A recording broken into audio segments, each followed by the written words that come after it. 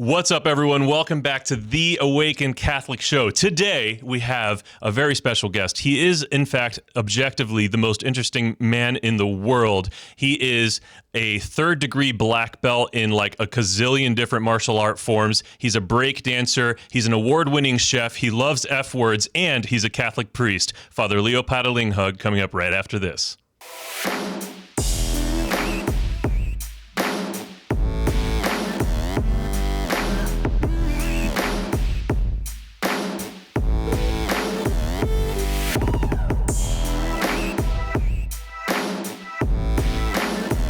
We've got a great show coming up for you here today, but before we get into it, I want to tell you that if you enjoy Catholic content like this or any of the other shows here at Awaken Catholic, you could become a part of the reason all of it is possible by joining the Awaken Nation. Visit awakencatholic.org/donate to make a small contribution, or, a big one if you can, but or not. The price of a cup of coffee per week would be a huge help to our ministry here at Awaken Catholic. The work that we're doing is only made possible by people like you.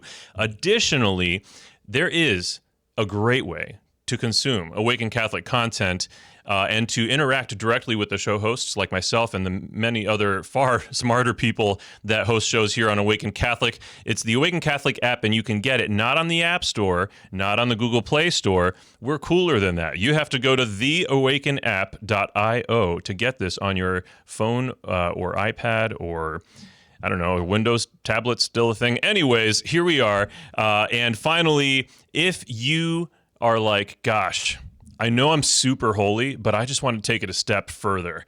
I want some help praying and meditating, reflecting. Check out the Hallow app. If you get the Hallow app by going to hallow.app/awaken and you use the free month of premium subscription that is available at that link, it gives us a little bit of a kickback at Awaken Catholic, and your prayer life will never be the same. Check out the Hallow app at hallow.app/awaken. Get that free month of premium subscription, and you're welcome ahead of time. All right, let's go now to our guest, Father Leo Patalinghug. I think I pretty much laid the groundwork to understand even just at a high level, the bird's eye view of the man, the myth, the legend. Father Leo Patalinghug, how are you doing today? Great. You need to meet more people. If you think I'm objectively the most interesting person, you need to definitely meet. Weird might be a better description than interesting, but it's great to be with you. I'm fully awakened, and thank God I'm not woke. Let's just put it that way. Glory to God. Glory to God. Father Leo, years ago, I used to be a youth minister, took a group of kids to a Steubenville once, and there was this Filipino priest, came up onto the stage and did a little breakdancing. I think that was you. And made Twitter go completely nuts. I don't know, Twitter at the time, I wasn't tweeting very proactively, but I know that the audience that day, the thousands of teens sitting in the audience were like, what is this? They were like, what the faith just happened? Yes, I did make an allusion to your affinity for F words. I really want to get into that, but the breakdancing though, so you mentioned on a show that I was watching that you were on, you mentioned that you grew up in the 80s, and I love the 80s, both like musically, just the vibe. My wife and I recently got super into the Karate Kid movies again. Like, I grew up loving the Karate Kid movies. You're also a third-degree black belt in, whatever number of, I know Taekwondo was one of them that you mentioned, and what else was there? So our niece, which goes by a couple different words, Eskrima or Kali, which is basically the Filipino martial arts. And that's full contact stick, knife fighting, street defense. Wow. Basically, I just kick you in the shins and I bite your Achilles heel off. Okay. You have my team cracking up over here. The visual of imagining you doing that. It's kind of. I'm short. I'm short. All right. You got to work with what it you got. actually is. It's ground fighting. So if you're working with a weapon, we believe it's only because you've mastered using your hands. So the only way you can actually do this particular martial art is if you've actually demonstrated your capacity to control your hands. But then when you actually put a weapon involved, it just increases your capacity. And so actually, this is the stuff that made Bruce Lee kind of famous in the Game of Death. Interesting. Very interesting.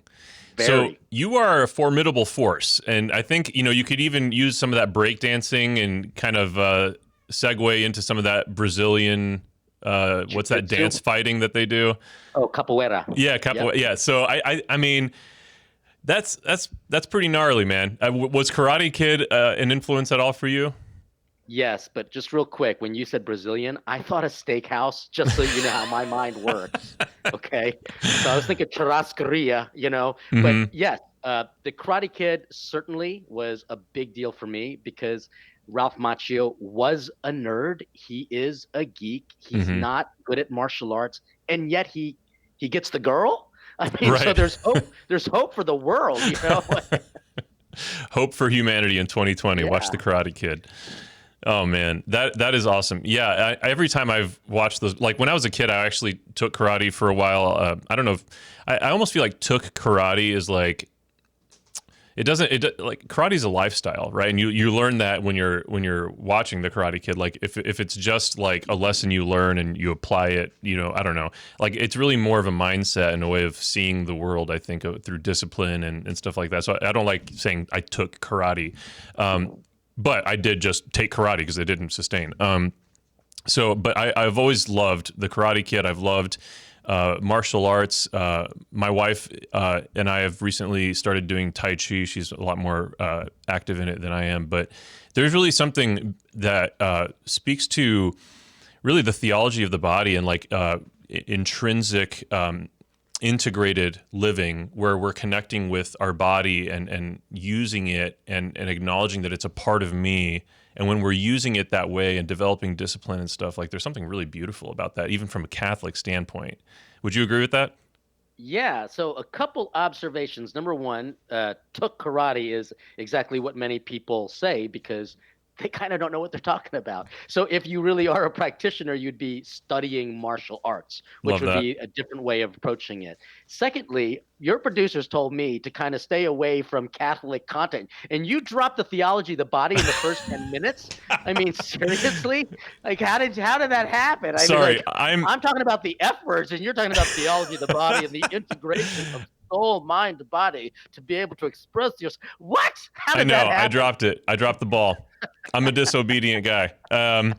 No, you can't avoid it because it's true. God is part of every part of this reality, including you be able to defend yourself, but also this whole idea of discipline because every martial artist knows their body more than most people because we know what we can do and we know what we can't do. So if you were to ever pick a fight with me, I will need to end it in 3 minutes because if it went a minute longer, I would need to resuscitate myself because I would just be so winded because I know my body well enough. I know what I can do and I know what I can't and therefore should not do. If we would only apply that to life, oh man, in general, we'd be much better off and less stupid. Yeah, absolutely. And that awareness of what is possible, like we live our lives unaware of what we're capable of. We assume that we're this small, right? Like anybody, one of the things I love about, you pointed out that Ralph Macchio's character, Daniel-san, was,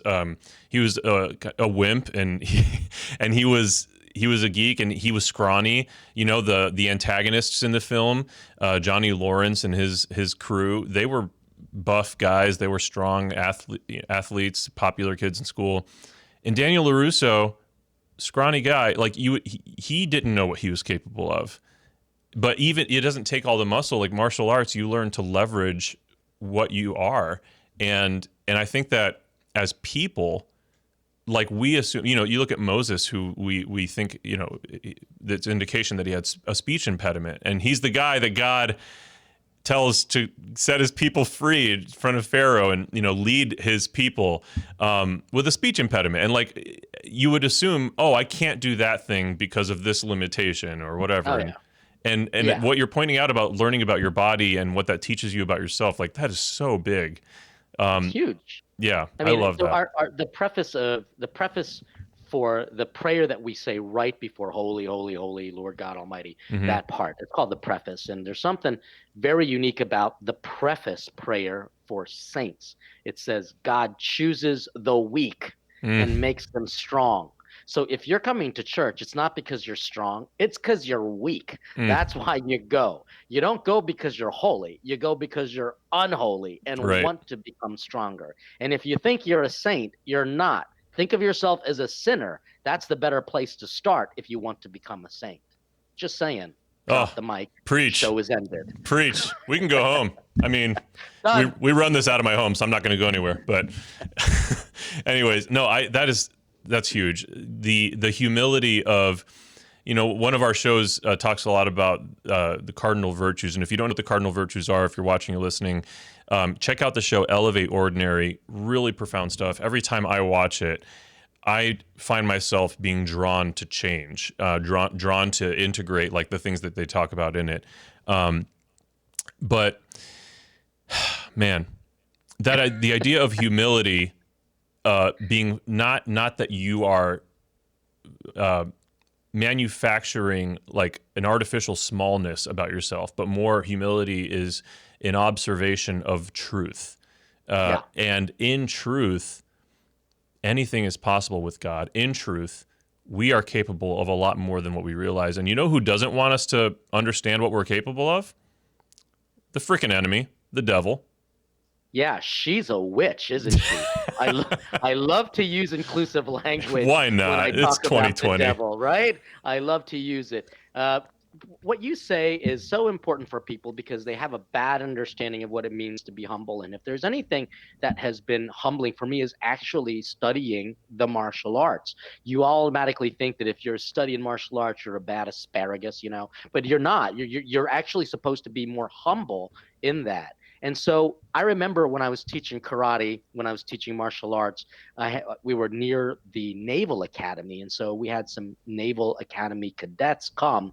They wanted to learn this particular art. They saw my brother and myself. He's even more slight than I am, but fast, like a lightning rod. And they were like, so you guys are going to teach us? And was like, yeah, yes, us hetero. And so they had no idea what it was about. And so they were like, well, let's do a little trial class. And they had studied martial arts. And we got into the ring and we basically hurt them a lot. Gosh.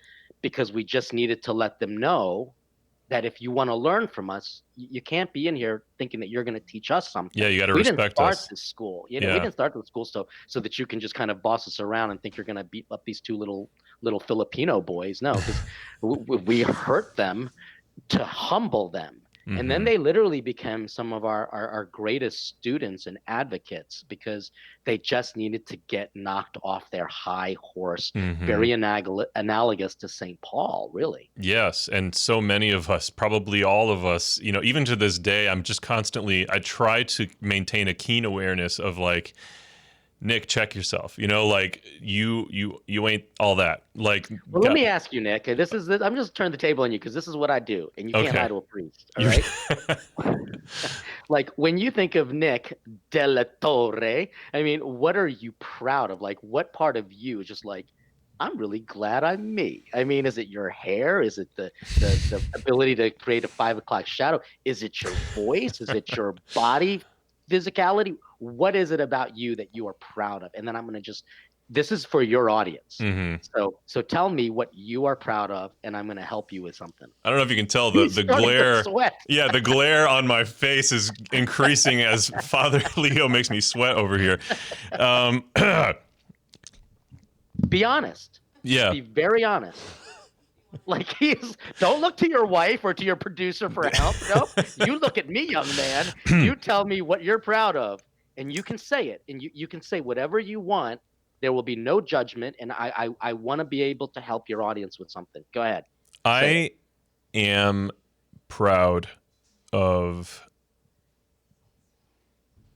I would say that I am proud of my voice, and I don't think that in a negative sense, like a prideful, sense of vice, but more like, um, I, It's I, a it's a good voice. I It acknowledge, well, and I'm thinking more specifically about musically as a singer. I, I think that what is unique in the world, thanks. They just brought me a napkin. If you're listening and not watching, you're missing out. I think that so what makes something beautiful is, it's there is objective beauty, but I also think a lot of what makes objective beauty beautiful is the unpredictable parts of it, or the things that are unique within it. So like a beautiful sunset. Why is a beautiful sunset beautiful? It's beautiful because there's unique manifestation of an arrangement of colors and stuff, and it's something that is otherworldly. It's something that is not part of your day to day. And so, what I appreciate about my singing voice is I don't sound like other people, and I think that there's a tonal quality to it. I'm giving you like a super honest answer here. There's a tonal quality to it that I find that I have received compliments about as being like soothing and unique in its quality. So like that is an answer. Okay. So good. I'm so glad you could at least say what's obvious, because if you did not say what was obvious, then either one, you're stupid, or Yeah. two, you're lying. But because you were able to say something honest, you do have. I remember meeting you on a Zoom chat with with a tour agency for something, and immediately I was struck by your voice. It is very soothing. It is very manly. It's a deep voice. But here's why I say you need to take that to God. Now I need some powder for the blush that's happening. Dude, I'm a priest, all right? And you're definitely too hairy to be my type. Oh my gosh. But here's the thing. If you take that voice and make it about you, then it could literally become as annoying as a clanging gong. Mm. If you, however, use your voice to speak eternal truths and goodness and love, then your voice becomes beautiful. If your voice is only to be like, hello, how you doing, honey? Then you just become a jerk. And no one wants to even hear your voice anymore. And you can just tell, because there's some politicians who have good quality voices and they used it to promote lies, and I can't even listen to them. Screeching, chalkboardy kind of thing. And that's what humility demands. And it requires you, therefore, and we're going to go back to the martial artist, to understand who your master is and who is your master trying to make you become. Is it going to be more like the master or more like the person you were called to be? If you notice, Daniel-san wanted to become so much like Mr. Miyagi, but Mr. Miyagi just wanted Daniel-san to be Daniel-san. Yeah, that is beautiful. You're welcome. Show is over. Thank you so much, Father. I appreciate the call to humility in truth, right? And hopefully that was efficacious for our listeners or viewers. I want to. If anything, it was just funny as heck to watch you blush and watching me squirm. Sweat. Oh my gosh. Okay, so you were learning martial arts, and when did you first, you know what, before we get into the cooking, because I think that's a whole ball of wax, before we get into that, we need to address the elephant in the room. And the elephant in the room is our Catholic Weird Stuff segment. Let's hit it. Let's hit the Catholic Weird Stuff. This is now the elephant in the room. Catholic weird stuff. Why do they do the things that they do? Let's learn some Catholic weird stuff. It's a word. All right, ladies and gentlemen, before we segue into the topic of food with the food priest himself, Father Leo Patalinghug, we're going to talk about food. We're going to talk about the Eucharist.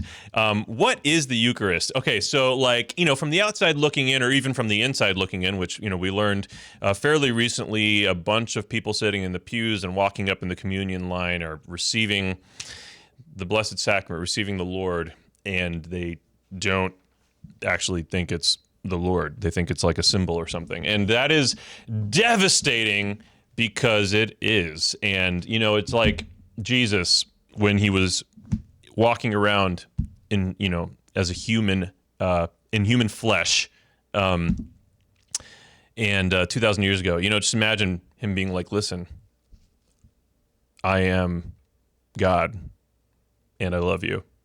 It'd be like someone being like, yeah, but you're just a dude. And that actually happened in the Gospels.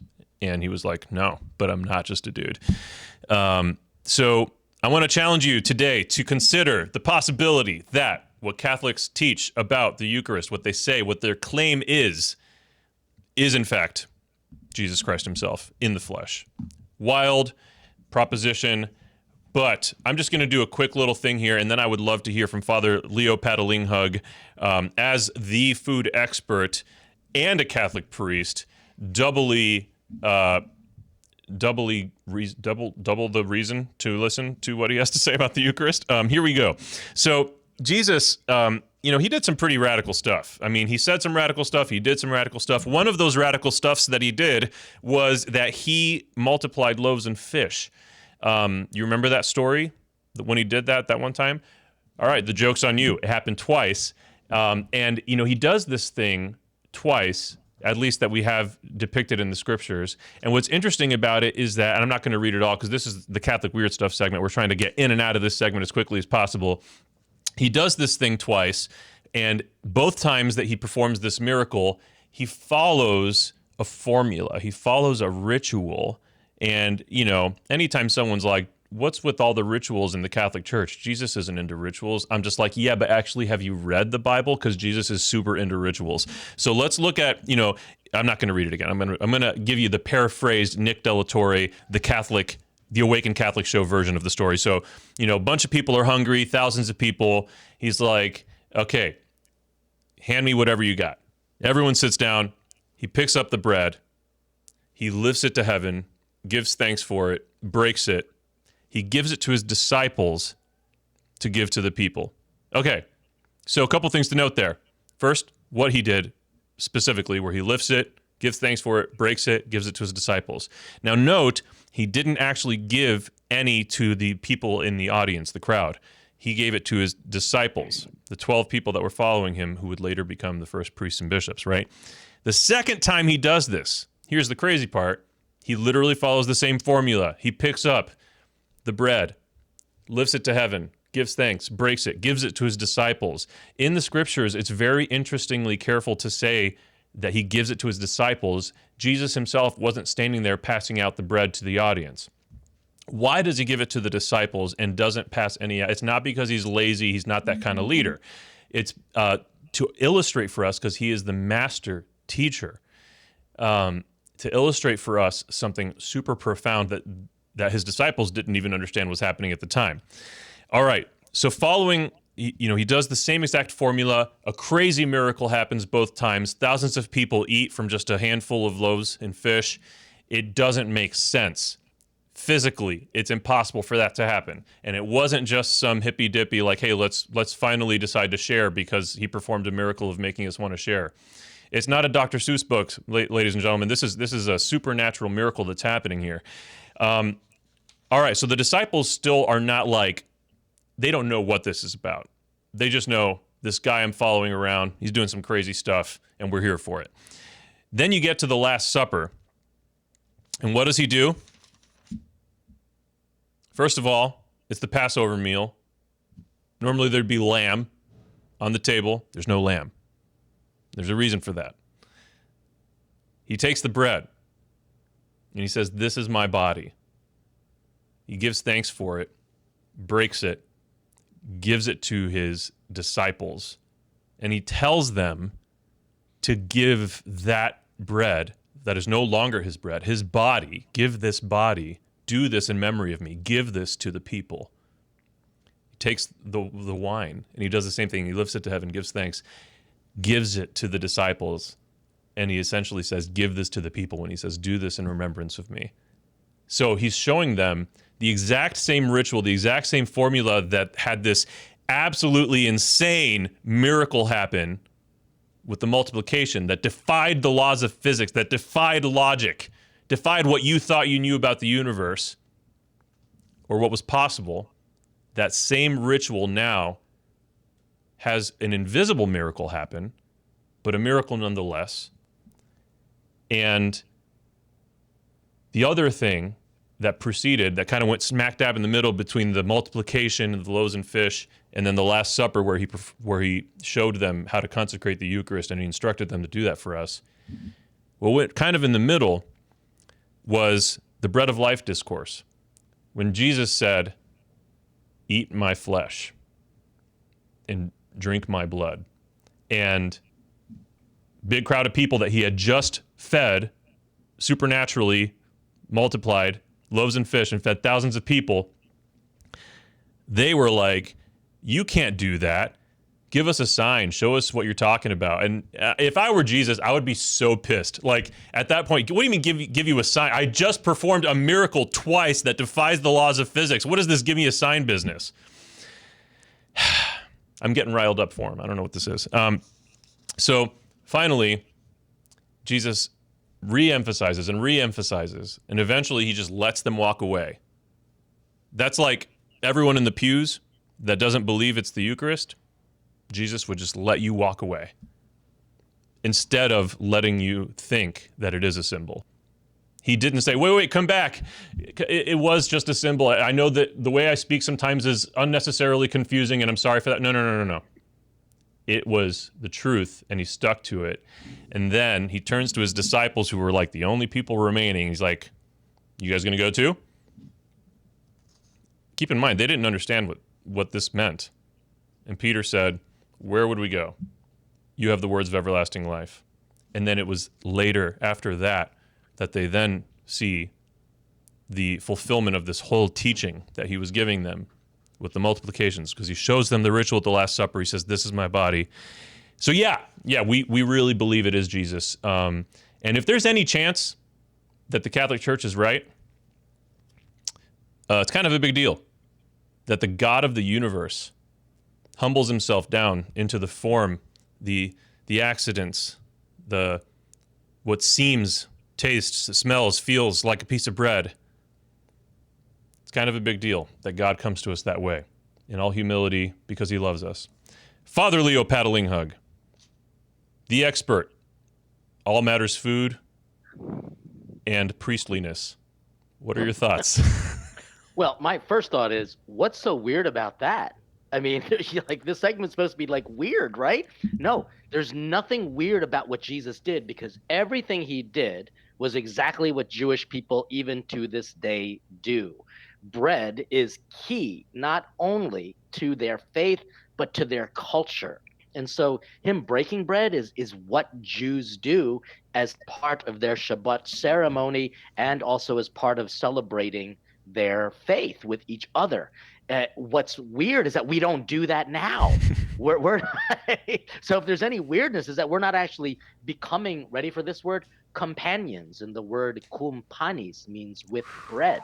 We're not actually breaking bread with people. You just blew my mind. Exactly. So what's weird isn't what Jesus did, it's what we're not doing.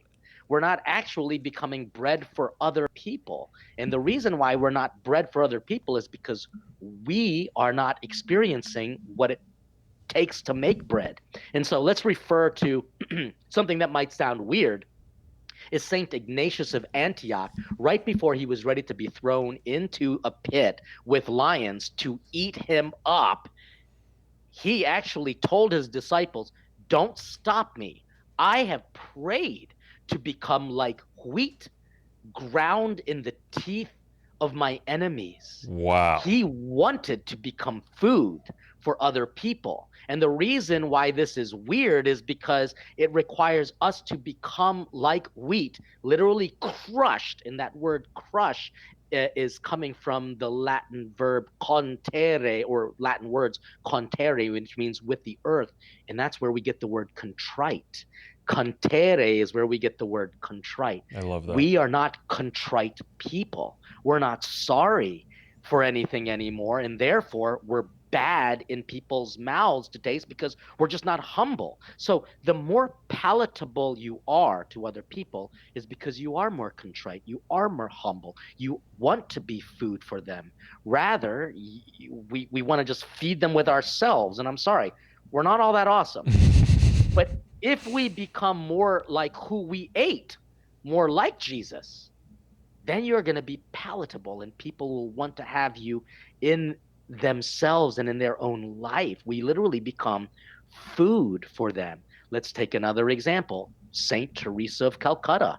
She didn't give the Eucharist to everybody because they're Hindu. They're not allowed to receive that. But because she became what she ate, she did give the presence of Christ to other people. Wow. Like with just a bowl of garam masala or, just a bowl of curry and chicken and rice, which is delicious, by the way. But if a saint gives it to you, it literally becomes a sacramental. That's amazing. So there's nothing weird about what Jesus did. What's weird is what we're not doing, because we're not becoming what we eat, because we're only receiving the Eucharist on our tongue and not on our souls. That is so profound. That is so profound. And I think about that idea. It's really, I mean, I've never thought about it in the terms that you're proposing here. And it's so beautiful. Like, the way that the Lord is planting seeds in us that will grow and blossom in the love that we share with others, right? So in a sense that the people, even who are not Catholic, are having an encounter and a fruit of the Eucharist through the love and the grace that we have received and is pouring out of us. That is like, man, I just need to like go sit somewhere and like process that, because it's beautiful, it's convicting. It's like, I love that. Thank you. It should make you want to just hug your kids. It really should. It really should. It makes me want to go have the Eucharist, go to Mass, and then hug my kids so that the Eucharist is hugging them. Yeah, kind of, pretty much. And I think what I think people find weird about Catholicism is really a demonstration of what's weird about them. I mean, they love to be able to say, oh, you guys are just a bunch of cookie worshipers. I remember at one point, and I'm old enough to know that there was even a battle in the church from Catholic ministers about adoration. In the 90s, there were some parts of our Catholic church that called it cookie worship. They literally were that insulting and degradatory to the Eucharist, because they thought that instead, why don't you simply feed the poor? You know what? An atheist can feed the poor. What's the difference between me and an atheist feeding the poor? And the difference is, in the atheist, they're just feeling sorry for people. For a Catholic, it's because I see Christ in that person. And I see Christ in me. Why? Because I can see Christ in the Eucharist. And if that Eucharist is in me, then guess what? I start seeing Christ in myself, and I start to look at other people with Christ's eyes. So please don't call it cookie worship. It's called adoration of the presence of Christ in the Blessed Sacrament. Shut the faith up and pray. I love that. Yeah, that's so beautiful. Thank you for that reflection on that. Man, that's your Catholic Weird Stuff segment for the day, ladies and gentlemen. Now, going back to food. Okay, so... Okay, just admit it. You want me to come over to your house and cook. Everybody does I that. mean, it's just so awkward. We're just not that far away, No, I'm curious, like, as you have, you spent the time training for your martial arts to become a 3rd degree black belt and to be trained in multiple forms of martial arts. And like, you become a priest, which is no small thing. Like, at what point in your life did you have time to cook yourself a meal, let alone learn how to be an award-winning chef? Like, that's where, to me, the most interesting man in the world thing comes in, because, like, when I attribute that to somebody, I'm imagining someone that has an unreasonable amount of expertise in multiple areas that doesn't. It's a supernatural thing, right? It's like feeding the thousands of people with a small handful of loaves. Like, where do you find the time to be as freaking awesome as you are? That's what it comes down to. That's like, you wait. What? Isn't this the weird segment? So don't forget breakdancer. So Oh, yeah. breakdancer, martial artist. The next logical step is priesthood. The next Yep. logical step is cooking show Uh-huh. every Sunday at 4:30 Eastern. Check your local listing. No, I mean, there's nothing normal about anything in my life, and that's where again we refer to this preface of the saints. God chooses the weak and the weird Mm-hmm. and makes them strong and bearing witness to Jesus and his eternal truths. So to answer your question, I've always had a love for cooking. So I mean, we'll get boring for a second. I've always had a love for cooking. My mom was a home economics teacher. We always had parties. I called my house Hotel Patalinghug. People were always there. The only reason why I had friends was because my mother cooked so well, and because I am her favorite child, I learned a lot of the cooking techniques and recipes. And then when I went to Italy, which I didn't even want to go to because I didn't necessarily like Italian food, I like pizza. Who doesn't like cheesy, wet, Mm-hmm. moist, delicious pizza? But I couldn't eat that all day. And the reality was, I wasn't actually eating Italian food in America. I fell in love with the cuisine in Italy. I started just taking classes on days off and on holidays and went and explored a lot of restaurants and just went to the markets. So I became, before it was a thing, I was a foodie. And Mm. so I just was a foodie in the 90s. And so I learned something about Italian cuisine and more importantly about culture of food, which we don't necessarily have in America. We're starting to get it back, but we're starting to do it with a real snobbishness that really annoys me. Mm. See, for Italians, food is sacred. That's just who they are as Catholics. They can be secular, but deep down inside, they're Catholic. And so they approached food differently. For them, it's like a contact sport. And so I learned how to appreciate food the way they did. And that kind of is what shaped what I do with my food. And that's what I did when I beat Bobby Flay season 7, episode 1 No of big deal. Throwdown on the Food Network. Check it out at platinggrace.com/watch. But the reality is that food became, for me, a sacramental and a continuation of what I was doing at the altar as a priest with bread and wine. Wow. Yeah. So there was a point, like, so a lot of the way that your messaging in the content of yours that I've consumed, you talk a lot about the need for us to come together around a table and that we aren't doing that enough. And Lord knows now in 2020, that's probably way harder than it's ever been. But at what point, I'm imagining like your upbringing and your, hotel paddling hung and stuff, like a lot of that probably set the stage for you to have a more of a heightened awareness to the value of hospitality and the value of communing that way, breaking bread that way. At what point I'm imagining it was during your priestly formation, did it click for you like, whoa, this is a thing that is going to be my thing because I'm not seeing it talked about elsewhere the same way? Okay, so lot in there. Sure. When I grew up, my mother was Mrs. Philippines of the nation's capital. It's so weird, right? And so for that, she had a real prominent place. Wait, like she was a model? No, she was Mrs. Philippines. She is beautiful, but she wasn't a model. She was Mrs. Philippines. She literally won a crown and a title. That is so awesome. Yeah, I know. So weird, right? But because of that, she kind of had a role as an ambassadress of goodwill. And because of that, she also had a courtier who would take care of her and, the family for any public functions. And they were two gay guys. They Okay. were tray gay guys, and they were super gay. They wrote the book on it? Yeah, I mean, like, yeah. And guess what? They lived with my family for like months at a time during my mom's touring and such.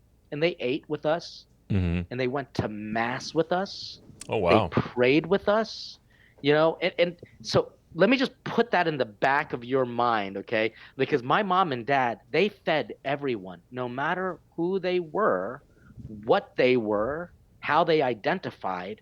My parents just fed them. Mm. Let's fast forward now to a retreat that I had when I was in the seminary. We had the psychologist who was giving us a retreat, and we ate in silence. And during the silence, she gave us a meditation to meditate on the food we were eating. And most of my friends were like, "God, this is so stupid." And like, because of me and my food background, I'm like, okay, well, let me give this a try. She made us look at the food and think of the colors, really meditate. Actually, actually, Dr. Bottaro talks about this in his book Mindful Catholics, and she led us in a meditation of what we were eating, the smells and the evocations of memories, the taste and discerning it, what sommeliers do, and then to consider it going into our system and what does it do. And she even asked the question, consider how many people touched the food that you now have in your hand. And it literally led me to this mind blow of communion with other people. And then thinking, who did Jesus eat with? He ate with sinners. And I thought to myself, my gosh, my parents are some of the holiest people I know, and they invited sinners to the table. And so for me, food became more about the weapon that God uses to unite us, because the devil wants to use food as a weapon to divide us. Wow. And so for me, there were very serious moments. I'd never thought that I was going to have a cooking show on TV every Sunday at 4:30 Eastern. Okay, never thought that in a million years. But for my holy card at my ordination, June 5th, 1999, so please pray for me, my holy card was simply the quote from John's Gospel 21, Jesus asking, "Do you love me?" And we know what that's from. He was asking Peter 3 times, and every time he said yes, Jesus said, "Then feed my sheep." I had no idea that that was going to lead to this thing called plating grace. Wow. Right? Wow. That is right? amazing. The way that weird. The way that God should works. have been the weird Catholic thing. Yeah, seriously. That is so beautiful. Before we dive into plating grace, I want to ask you. I'm going to take you into the Kerygma speed round. Okay. Who to you is Jesus? You got an elevator pitch. You're stuck on an elevator with someone. You can determine how many floors and how fast the elevator goes. But who is Jesus to you? Food and king of my soul. Ah, Father. That's great. That beautiful. Was easy. Yeah. Next. All right. What's the elevator pitch for having a life with Jesus or following him? A life with Jesus now means a life with Jesus forever in heaven. Where do you want to go? Dang. Okay. Nailed that. Are these actual elevator pitches for you? Like, do you actually do this? Is that... I mean, have you ever been in an elevator with me? I guess not. Then how can you dispute? You are just such a judgmental person. No. I'm kidding. You might have a nice voice. I'm kidding. I'm kidding. We'll go back to that. Let's make you blush. Elevator speech number 3. What is your elevator pitch for a life specifically as a Catholic journeying with Jesus? We've created the most beautiful, powerful, influential things in the world. Why would you want to be a part of it? You're good. It's true. Listen, I lead pilgrimages, and I hope you're going to be doing it too with your people. The fact is, whenever you go to any of these incredible destinations, where do they go? Catholic places. Yep. How are we not proud of this? Yeah. I mean, it's like, what else are you going to see? Like, you look at a monastery in the middle of this mountain. That's where people go because it's just amazing. And you go to these mega churches. That's where people are paying tickets to go. I mean, you go to the opera. Hello, that's our stuff you're talking about. So, we have created the most beautiful and long-lasting institutions of goodness in the world. What are the alternatives? Amen. I've never seen an atheist create anything good. Like, literally, find me something that an atheist has done that was amazing that makes me just want to say, I want to be a part of that. No, all they do is rant and just talk about how awesome they are and how stupid Catholics and Christians are. Find me that. Find me another religion that has done amazing things like created nations of peace and justice that are clean. Find me that. You won't find it because there's something in the culture of the Catholic ethos that always promotes the good, the beautiful, and the true. What's the alternative? To what whom floor else shall are we on go? in this elevator? Yeah. We can keep going. Just keep hitting I was all the about to say that's a long elevator ride, but that's a hell of a ride. That's At least it's going up. Yeah. Hey, I hope so. That was beautiful. Thank you for that. All right. So you you've kind of taken the story about how you came to, the prayer card and all this stuff, like the feed, do you love me, feed my sheep, like that is so profound. And so now you've started a couple of organizations. One of them is a ministry for, is it ex-cons? And then the one that you're the founder and you're on the board for that, but the one that's more like your bread and butter is the Plating Grace, right? Yeah. So Plating Grace is the umbrella, and it basically kind of houses all of the different things that I do, from my speaking to the books to the TV show to the podcast and radio stuff. And then we have the nonprofit, which is the Table Foundation. And the Table Foundation serves two groups of people. We mentor and support hospitality industry professionals and returning citizens, also known as ex-cons. I think now the term is formerly incarcerated persons.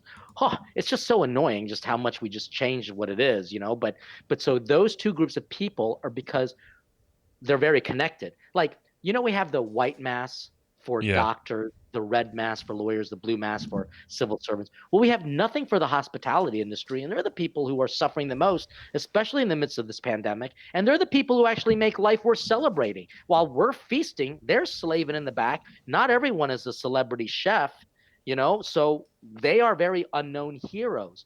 I wanted to recognize them. That's what we do in supporting and encouraging and just praying and thanking them.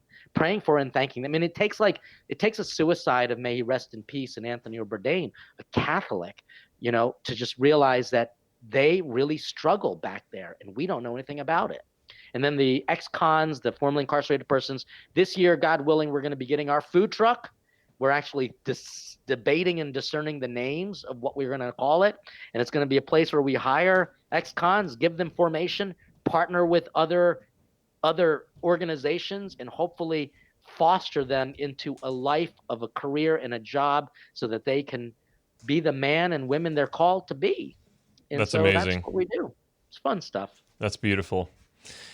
So the Plating Grace particularly, it's a great name, isn't it? I love the way that you use words on your branding and the titles of your stuff. It's fantastic. Like your show, Savoring Our Faith. Like that's a great name too. Man, I should have you do my voiceover. Savoring Our Faith this summer, December 2nd. Yeah, that'd be great. Yeah. So, but tell me about Plating Grace specifically. So it's the umbrella, the nonprofit is kind of under that. Yeah. So tell me what you're doing with that. We were one point called Grace Before Meals. The problem was that it just became kind of kitschy, and it just sounded like all I want you to do is pray before you eat. And it really didn't describe what we do. Plating is chef term for presentation, because we do a bad job in the Catholic Church of presenting the faith. We either just give them gummy bears, or we give them Brussels sprouts boiled in vinegar and shove it down people's throats and make you say, you enjoy it, eat it. So Plating Grace is basically Instagrammable faith. When is our faith beautiful that you just literally want to take a picture of it and post it on Instagram? And I've got to work on it. I've got to work on this technique of plating every day. So that really is where most of my energy goes to, and whatever monies I make from that will go to, first of all, support my employees, and then go to support the nonprofit. Because my life as a secular institute priest, I don't get paid by a diocese or by my religious order. If I don't work, I don't eat. That's just the Bible. And so my job is to enter into the secular world and work and live like everybody else, but be consecrated. And you know who the first secular institutes were? No. Mary and Joseph. Oh, that is good. They weren't Dominicans or Jesuits or diocesan. They were people who were consecrated to the Lord, having to live like everybody else, but have a purpose and a mission to bring Christ into their lives and therefore present Christ to others. Wow. Yeah, and you see that, he was a carpenter, and there's a reason for that. He needed to make money. He needed to survive. Yeah. Yep. So you, as a part of Plating Grace, something that was introduced this year was the Academy. And so there's a lot of great content on the website. You can watch Father Leo cook. You can, there's a hub there that has like some of the different stuff, like his television show. I'm curious. So with the Academy, you're getting like recipes and you get everything. I mean, okay. you enter into my world.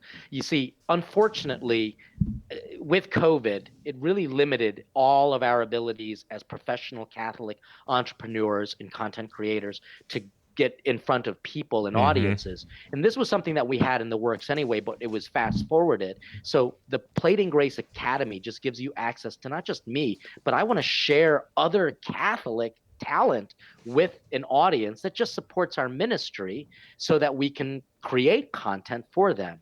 And one of the big things right now is this weekly supper club where they just join in on a Zoom conference and we hit the topics and talk about faith in a formational way. You see, one of the big struggles that I find, and this is no judgment to anyone who is doing Catholic content, they just love providing information, like facts, knowledge, this, that, and the other. But as a person who was in charge of formation for seminarians, I knew that there was a difference between information and being in formation. How do you get molded? How do you allow that factual stuff integrate into your life? So one of the things we do in the Academy is we take information and we make it applicable to the 4 pillars of our formation, which is our intellectual, academic formation, our spiritual formation, our pastoral formation, and our human formation. So we apply that to the different areas of a person's life, which is very difficult to do, and it's also very different from just simply citing catechesis. That's very interesting. I think that that's profoundly important right now. I mean, when I left the church after being brought up in it, I left not because I was formed or well-formed. I left because I was well-informed, but not well-formed. Correct. You were getting information that you didn't know how to apply to yourself at your stage of life, leaving you with a deformed conscience. Yep. Yeah, I but resonate. With a great voice, but with an amazing voice. What do I do with this? Oh my gosh. No, but I so admire what you guys are doing with that, because that's very much at the heart of our mission here at Awaken as well. So I feel camaraderie in kind of seeing those areas of need and working hard to attack them. I'm going to embarrass you even more. Oh gosh. Having learned a little bit about you, I know exactly. Having learned a little bit more about you and about your organization and your talent and potential, I'm just going to say in 2021, which is coming, you can watch this anytime, but in the next few weeks, we are going to be in touch and we're going to actually do something together. Because the body of Christ is so fragmented, because I'll just say it right now, Catholic speakers are starting to annoy the heaven out of me because they're literally competing for views and likes and listens. We need to be working together. And if our brands align, which is let's just be normal and Catholic, which is the first stage of sanctity, then we need to be working together. So guess what? You're not done with me yet. I'm going to be annoying you for a very long time. I'm here for that. I feel like this is one of those moments where it's like, what just happened on camera? Like, I don't know where this is headed, That's exactly but what this happened. That's exactly what happened. All right. I was like, yeah. All right. We'll connect on that. Father Leo, you're also the author of 3 books, not to dodge the topic, but 4 books. Yeah. One just came out called Saving the Family. So, and then I've got 2 more in the shoot. That's awesome. Where can people? And I suck at writing. But they can get all of that at platinggrace.com. It's on Amazon. It's just everywhere, you know. And the books are different because, again, it's not just about like, let me teach you a recipe. It's like, well, let me tell you about this recipe, where it came from. How do you apply it to your family? And let's see what you think about it. And so all of these books are obviously food related. Mm-hmm. Some of them are spiritual and theological. Some are more pastoral and just fun. The fifth book that I want to write is called How to Feed Your Flock Without Boring Them. Wow. A tutorial on giving a homily. Oh my gosh. Thank you, Lord. We need the practicals. You know, the priests need the practicals, families need the practicals, because you see, you know, you might be at church and you might see a family and you might be thinking to yourself, wow, I wish we could be as Catholic as that family, but it seems like this daunting and like, you know, ambiguous, like, oh, we could never do that, or I don't even know how they pull that off or whatever. And like, you know, first of all, you're probably wrong about what you're perceiving in them. But second of all, there is no one cookie cutter way that a Catholic family is supposed to look. You just, you know, some of these practical, like, how do you have conversations at the table? How do you, like, there are just such simple things that if people were just kind of helped with the like, I think about when I was a youth minister, again, you know, you have these icebreakers. And I needed a prompt. And, you know, like, if I'm given the more I prepare for a talk, the worse the talk is. And Correct. So if I get a question, I could give you an hour and a half presentation. You don't want that. But I'm just saying, like, I think the more, like, even just, we got these cards the other day from a company called Pod Decks. And it's literally just little prompts that'll help a podcast conversation take off. And it's like that. Like, if people just had like these initial kind of kickstarting movements, you know, and I feel like the more we can do to empower people in these very simple but very effective ways, like, man, take the mystery out of being, you know, a good Catholic, whatever that even means. That's right. That's right. And so I think Pope Benedict was the one who kind of said, I'm kind of sick of programs. Mm-hmm. I really am. I'm kind of sick of it all. Why don't we just give people the freedom to be themselves in Christ, and give people also the graciousness to make mistakes as well? So this is what my whole movement is about. Where do people learn anything? It's called the dinner table. Mm-hmm. And at platinggrace.com, if you literally invite Jesus to the table, he transforms that table into a desk where the greatest lessons in life are learned.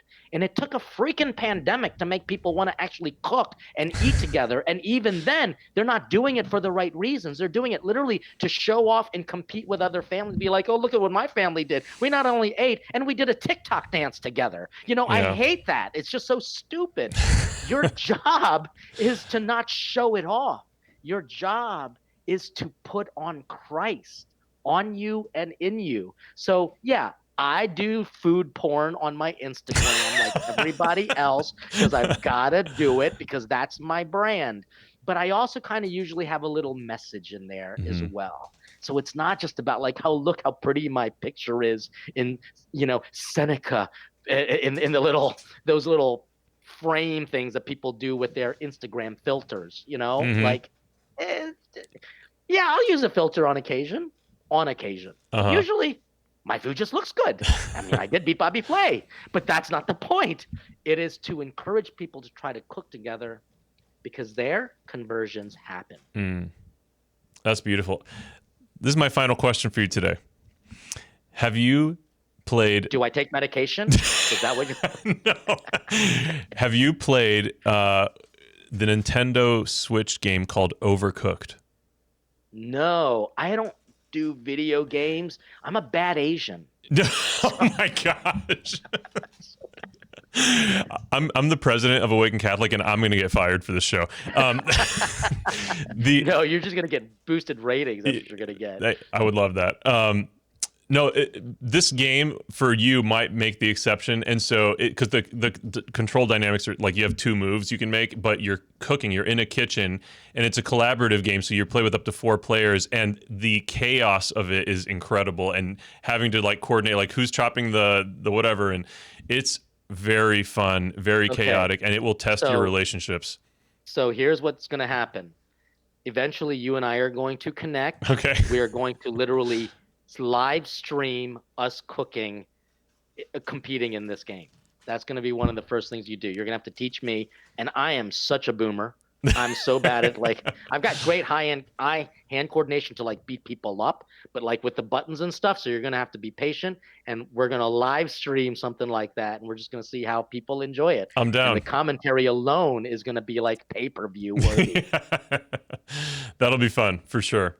I'm down. Father Leo, you have any final parting if you have any final parting words for the people of Awaken Catholic? Much? Good Lord. Okay.